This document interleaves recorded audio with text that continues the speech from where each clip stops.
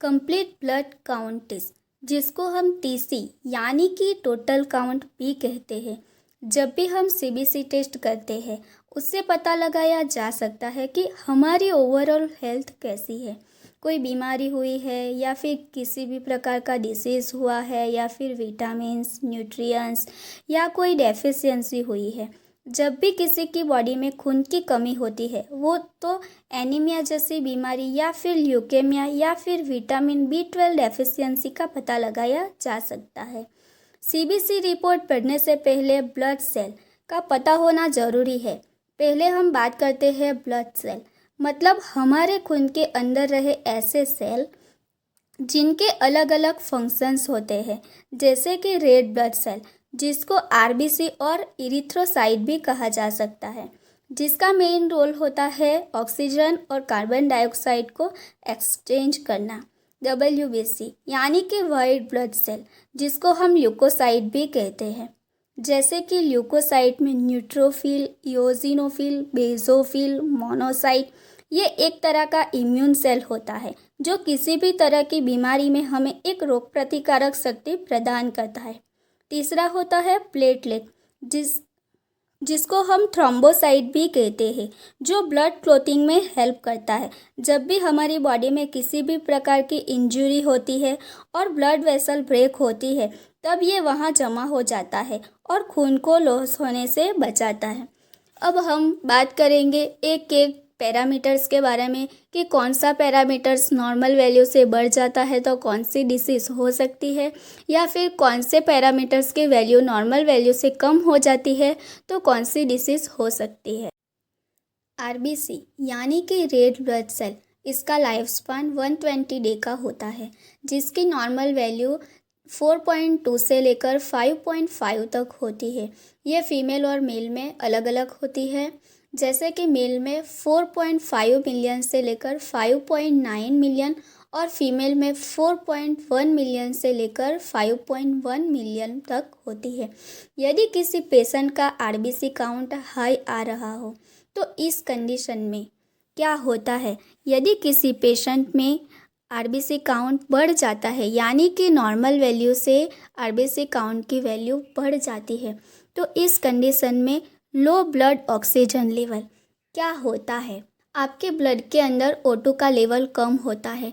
दूसरी कंडीशन में heart failure जैसी कंडीशन में भी आरबीसी का लेवल हाई हो जाता है, जैसे कि डिहाइड्रेशन जैसी बीमारियों में या फिर लंग डिसीज जैसे कि फेफड़ों जैसी बीमारियों में भी आरबीसी का लेवल हाई हो जाता है।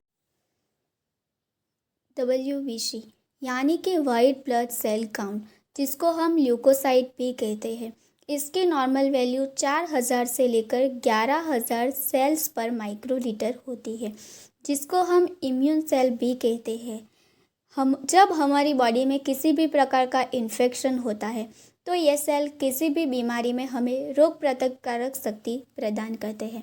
यदि हमारी बॉडी में डब्ल्यूबीसी काउंट बढ़ जाता है तो इन कंडीशन में क्या होता है, इन्फेक्शन यानी कि आपकी बॉडी में कोई इन्फेक्शन है या फिर कोई बीमारी, जैसे कि बैक्टीरियल वायरल इन्फेक्शन में डब्ल्यूबीसी काउंट बढ़ जाते हैं, या फिर बोन मैरो जैसी बीमारियों में, एबनॉर्मलिटीज़ में, या फिर आप सबसे ज़्यादा स्मोकिंग करते हैं तब हमारे डब्ल्यूबीसी काउंट बढ़ जाते हैं, या फिर क्रोनिक लंग डिसीज़ हुआ हो, इम्यून डिसऑर्डर हुआ हो, या फिर इन्फ्लामेशन हुआ हो, किसी भी प्रकार की एलर्जी हो रही हो, या फिज़िकल या इमोशनल स्ट्रेस हुआ हो, तब भी डब्ल्यूबीसी काउंट बढ़ सकते हैं। किन बीमारियों में डब्ल्यूबीसी काउंट कम हो सकते हैं, जैसे कि कैंसर जैसी बीमारियों में, या फिर immune system not work properly. जब भी हमारा इम्यून सिस्टम प्रॉपरली वर्क नहीं कर रहा हो तब भी डब्ल्यूबीसी काउंट कम हो सकते हैं। बोन मैरो डिसऑर्डर और डैमेज, कोई विकार है तब, या फिर कोई इन्फेक्शन जैसे कि HIV, ट्यूबरक्यूलोसिस जैसी बीमारियों में भी डब्ल्यूबीसी काउंट कम हो जाते हैं, या फिर आपको पूरी तरह से माल न्यूट्रिशन नहीं मिल रहा है, तभी हमारी बॉडी में डब्ल्यूबीसी काउंट कम हो सकते हैं। अब हम ल्यूकोसाइट के अलग अलग सेल यानी कि न्यूट्रोफिल्स, ये एक नॉन स्पेसिफिक सेल होता है जिसकी नॉर्मल रेंज 2000 से लेकर 7000 तक होती है। जब भी हमारी बॉडी में किसी भी प्रकार का इन्फेक्शन होता है या फिर वायरल इन्फेक्शन होता है या फिर बैक्टीरियल इन्फेक्शन होता है, तब भी न्यूट्रोफिल्स के वैल्यू हमारे शरीर में बढ़ जाती है। इसके बाद लिम्फोसाइट, जिसकी नॉर्मल रेंज 1000 से लेकर 3000 तक होती है। ये किसी भी प्रकार का इन्फ्लामेशन, यानी कि हमारे बॉडी में किसी भी प्रकार का इन्फ्लामेशन होता है, तब ल्यूकोसाइट की वैल्यू बढ़ जाती है। मोनोसाइट, जिसकी नॉर्मल वैल्यू 200 से लेकर 1000 क्यूबिक पर एमएम होती है। ऑटो इम्यून डिसऑर्डर होने पर मोनोसाइट की वैल्यू बढ़ जाती है, यानी कि इसकी वैल्यू इंक्रीज हो जाती है। इसके बाद इयोजिनोफिल, जिसकी नॉर्मल वैल्यू 200 से लेकर 500 क्यूबिक पर एमएम होती है। किसी भी प्रकार की एलर्जी या फिर एलर्जी रिएक्शन होता है या फिर अस्थमा जैसी बीमारियों में इयोसिनोफिल की वैल्यू बढ़ जाती है। इसके बाद आता है प्लेटलेट काउंट, जिसको हम थ्रोम्बोसाइट्स भी कहते हैं। ये हमारे ब्लड में 1 से 2% प्रेजेंट होते हैं, जिसके नॉर्मल वैल्यू 1,50,000 से लेकर 4,50,000 तक होती है, जो ब्लड क्लॉटिंग की प्रोसेस में हेल्प करता है। जब भी ब्लड वेसल्स ब्रेक होती है तो वहाँ पे जमा हो जाता है और ब्लड को लॉस होने से बचाता है। यदि हमारे ब्लड में प्लेटलेट काउंट बढ़ जाता है तो क्या प्रॉब्लम हो सकती है? जब भी हमारे ब्लड में प्लेटलेट्स का काउंट हाई हो जाएगा तो हमारा ब्लड क्लॉट होने लगेगा। इसके बाद रिएक्टिव थ्रोम्बोसाइटोसिस जैसी बीमारी, इन्फेक्शंस हुआ है, जब भी हमारे शरीर में किसी भी प्रकार का इन्फेक्शन होता है तब भी प्लेटलेट काउंट हाई हो जाता है, या फिर इन्फ्लामेटरी रिएक्शन या फिर किसी भी प्रकार का डिसऑर्डर हुआ हो तब, या फिर मैलिग्नेंसी में भी प्लेटलेट काउंट्स हाई हो जाता है।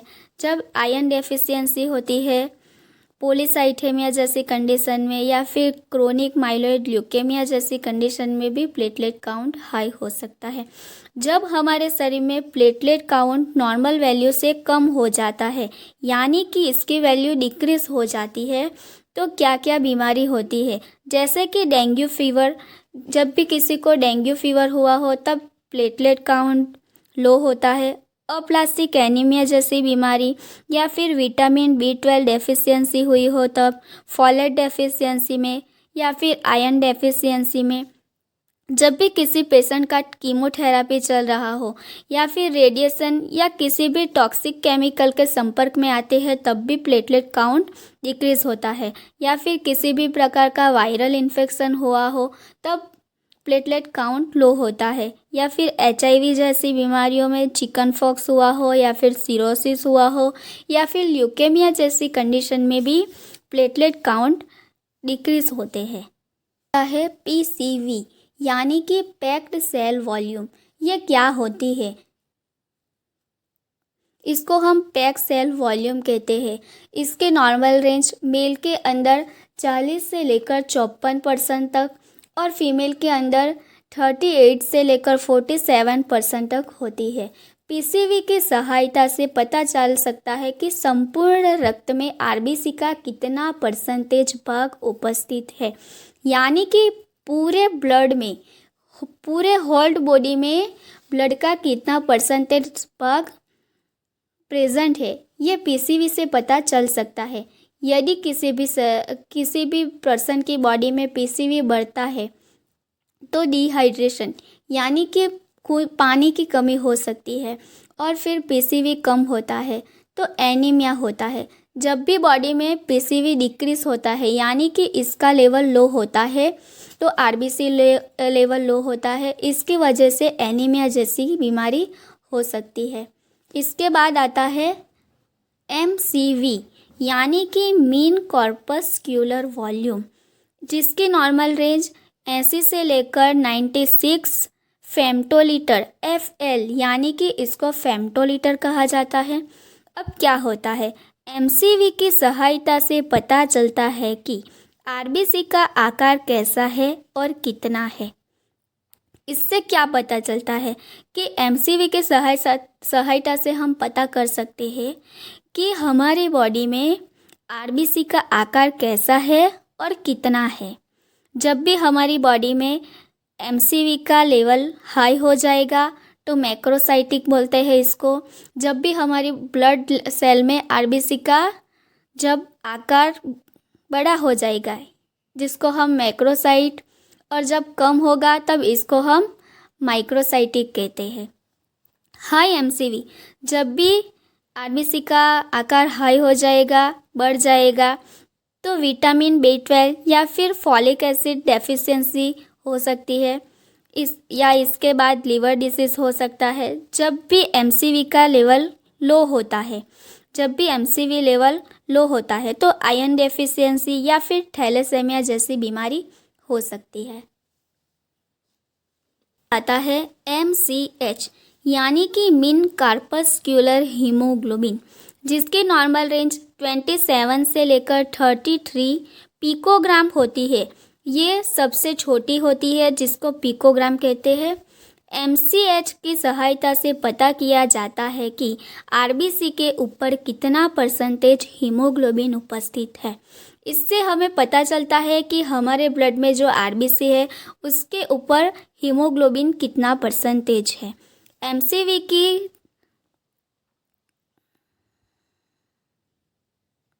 जब भी MCH की वैल्यू हमारे शरीर में ब्लड में बढ़ जाती है, यानी कि हमारे ब्लड के अंदर MCH का लेवल बढ़ जाता है, तो जिसको हम मैक्रोसाइटिक एनीमिया कहते हैं। जब भी हमारी बॉडी में लिवर डिसीज हुआ हो या फिर पेल स्किन हो रही हो, जैसे कि हमारी बॉडी पेल दिखने लगी हो या फिर ट्रेडनेस हो रहा हो, तब भी बॉडी में MCH का लेवल हाई होगा।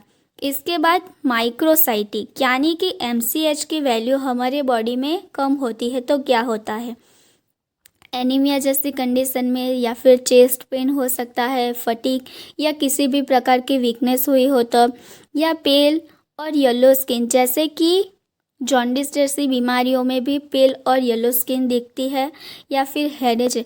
अब हम बात करते हैं MCHC यानी कि मीन कॉर्पस्कुलर हीमोग्लोबिन कंसंट्रेशन। ये एनीमिया को डायग्नोसिस करने के लिए यूज़ करते हैं। MCHC का वैल्यू कैसे पता करते हैं, हीमोग्लोबिन इंटू 100, इसके बाद डिवाइडेड करना है HCT वैल्यू से, तब भी MCHC का वैल्यू मिल जाएगा। नॉर्मल रेंज 32 से लेकर 36 ग्राम पर DL होती है। जब भी हमारी बॉडी में इंक्रीज होता है यानी कि MCHC का लेवल हाई होता है, तो ऑटो इम्यून हीमोलाइटिक एनीमिया जैसी कंडीशन में या फिर सिकल सेल एनीमिया हुआ हो तब, विटामिन B12 डेफिशिएंसी हुई हो तब MCHC का लेवल बढ़ जाता है। इसके बाद severe burn, liver disease, chemotherapy इन ड्रग या फिर मेगालोप्लास्टिक एनीमिया जैसी कंडीशन में भी MCHC का लेवल बढ़ जाता है। इसके बाद MCHC का लेवल डिक्रीज होता है यानी कि लो होता है तो क्या होता है, जैसे कि आयरन डेफिशिएंसी एनीमिया होता है या फिर पेप्टिक अल्सर, हीमोलाइसिस। इसके बाद हुकवर्म जैसा इन्फेक्शन होता है तब भी इसका लेवल कम होता है। अब आता है RDW यानी कि red blood cell distribution week, जिसकी नॉर्मल रेंज अबोव 11 से लेकर 14% तक होती है। RDW की सहायता से यह पता चलता है कि आरबीसी के आकार और संख्या में कितना परिवर्तन होता है। RDW का रोल होता है बहुत सारे एनीमिया को डायग्नोसिस करने के लिए यूज़ किया जाता है, या फिर क्लासीफाई करने को किस तरह का एनीमिया है। यह मेजर करता है कि कोई भी पेशेंट में एनीमिया है उसकी साइज़ में कितना वेरिएशन है। यदि अलग अलग साइज़ में RDW होगा या फिर बढ़ रहा है या फिर नॉर्मल है, ये कभी कम नहीं होता है, या तो नॉर्मल होता है या तो बढ़ जाता है। RDW के 2 टाइप होते हैं, एक तो RDW-CV और RDW-ST। RDW-CV को मेजर करने के लिए standard deviation of MCV into 100/MCV की वैल्यू लगानी होती है, जिससे RDW-CV का पता लगाया जा सकता है। इसके बाद होता है RDW-SD यानी कि स्टैंडर्ड डेविएशन। RDWSD की नॉर्मल वैल्यू होती है 35 से लेकर 45 फेम्टोलीटर। ये हमारे वॉल्यूम पर डिपेंड करती है कि इसकी वैल्यू क्या क्या हो सकती है। कौन सी कंडीशन में ये नॉर्मल रहेगा और कौन सी कंडीशन में ये बढ़ जाएगा। ये आयरन डेफिशिएंसी एनीमिया से थैलेसेमिया माइनर में ये नॉर्मल रहता है। इसके बाद थैलेसेमिया मेजर और थैलेसेमिया इंटरमीडिएट में ये इसकी वैल्यू बढ़ जाती है। अप्लास्टिक एनीमिया या क्रोनिक डिसऑर्डर में इसकी वैल्यू नॉर्मल होती है।